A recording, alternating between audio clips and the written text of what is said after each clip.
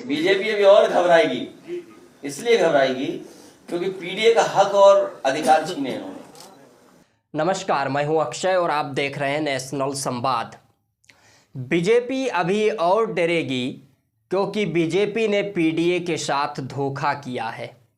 ये बयान है समाजवादी पार्टी के राष्ट्रीय अध्यक्ष एवं पूर्व मुख्यमंत्री अखिलेश यादव का। दरअसल में लोकसभा चुनाव नज़दीक है और लोकसभा चुनाव से पहले समाजवादी पार्टी के राष्ट्रीय अध्यक्ष अखिलेश यादव ने एक बार फिर से भारतीय जनता पार्टी का चाल चरित्र और चेहरा उजागर किया है। आप बताइए, वाइस चांसलर के अपॉइंटमेंट्स हुए हैं, पीडीए कितना है उसमें? जो वाइस चांसलर के अपॉइंटमेंट हुए हैं उसमें पीडीए कितना है? और हमारे ये साथी अलग अलग जिले के यहाँ बैठे हैं।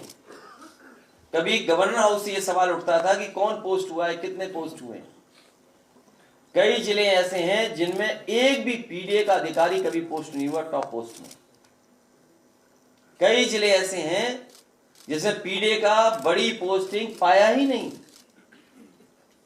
तो ये तो केवल एक बात बता रहा हूं मैं आपको कि यूनिवर्सिटियों में जो अपॉइंटमेंट हुए 34 में पीडीए है ही नहीं कहीं, केवल 4 पीडीए।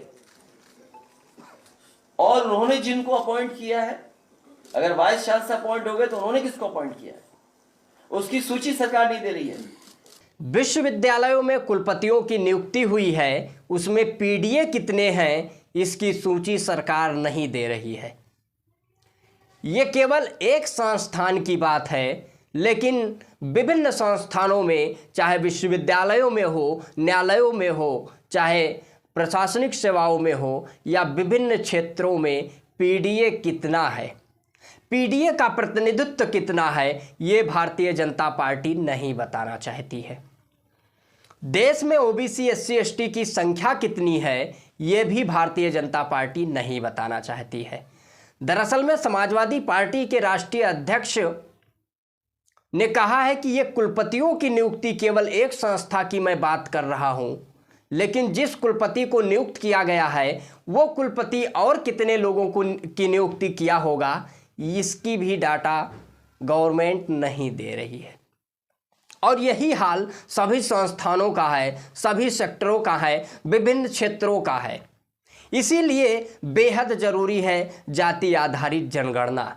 समाजवादी पार्टी के राष्ट्रीय अध्यक्ष अखिलेश यादव लगातार जाति आधारित जनगणना करवाए जाने की मांग कर रहे हैं, लेकिन जब उत्तर प्रदेश में समाजवादी पार्टी की सरकार थी तो ये झूठा आरोप लगाया गया था कि 56 में 46 में 56 यादव एसडीएम हो गए। हालांकि ये गिनती आपको उल्टी लग रही होगी, लेकिन ये उत्तर प्रदेश के मुख्यमंत्री योगी आदित्यनाथ का बयान है, वो भी सदन के भीतर। उन्होंने कहा था कि 46 में 56 यादवों की नियुक्ति हुई। हालांकि 46 में 56 कैसे हो सकता है, इसका जवाब मुख्यमंत्री योगी आदित्यनाथ ने आज तक नहीं दिया। लेकिन ये झूठा आरोप था क्योंकि ये गिनती ही उल्टी है, इससे ही स्पष्ट हो जाता है। समाजवादी पार्टी के सरकार में आरोप लगाया जाता था कि यादवों ने अति पिछड़ी जातियों की हिस्सा खा लिया, ओबीसी एससी एसटी का हिस्सा खा लिया। लेकिन जब अब देश में जाति आधारित जनगणना करवाए जाने की मांग हो रही है तो भारतीय जनता पार्टी और प्रदेश के प्रधानमंत्री नरेंद्र मोदी, जो अपने आप को कहते हैं मैं पिछड़ी माँ का बेटा हूँ, देश के सदन में वो कहते हैं कि मैं सबसे बड़ा ओबीसी हूँ, ओबीसी दिखाई नहीं देता। लेकिन जब देश में जाति आधारित जनगणना की मांग होती है तो देश के प्रधानमंत्री नरेंद्र मोदी और भारतीय जनता पार्टी इसका कोई जवाब नहीं देती है।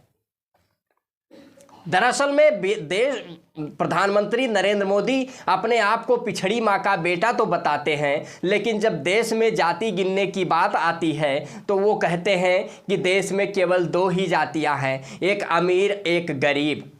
लेकिन सवाल ये है कि जो देश की नीतियाँ बनती हैं, ओबीसी एससी एसटी का प्रतिनिधित्व कितना है, उनकी हिस्सेदारी कितनी है, उनकी भागीदारी कितनी है, ये जाने बगैर उनके सशक्तिकरण के लिए कोई भी नीति नहीं बनाई जा सकती। इसीलिए देश में बेहद ज़रूरी है जाति आधारित जनगणना। और जाति आधारित जनगणना की करवाए जाने की लगातार समाजवादी पार्टी और सपा प्रमुख अखिलेश यादव मांग करते रहे हैं। और अखिलेश यादव का ये वादा भी है कि जब भी समाजवादियों को मौका मिलेगा से केंद्र में सरकार बनाने का, प्रदेश में सरकार बनाने का, तो वो जाति आधारित जनगणना करवाएंगे और जिसकी जितनी संख्या भारी उसकी उतनी हिस्सेदारी, इस नारे को इम्प्लीमेंट करेंगे, सामाजिक न्याय को स्थापित करेंगे। 100 में 90 शोषित हैं, 90 भाग हमारा है, धन धरती और राजपाट में 90 भाग हमारा है, ये नारा है शहीद बाबू जगदेव प्रसाद कुशवाहा का। इस नारे को इम्प्लीमेंट करने का वादा कर रहे हैं अखिलेश यादव। लगातार ओबीसी एससी एसटी के प्रतिनिधित्व को लेकर वो सवाल उठा रहे हैं, लगातार ओबीसी एससी एसटी को हक दिलाने की बात कर रहे हैं और उन्होंने पीडीए का नारा दिया है, पिछड़ा दलित अल्पसंख्यक। और पीडीए को वो न्याय दिलाने के लिए लगातार संघर्ष कर रहे हैं और 2024 के लोकसभा चुनाव में पीडीए उन्होंने यह स्पष्ट किया है कि हमारी स्ट्रेटजी है।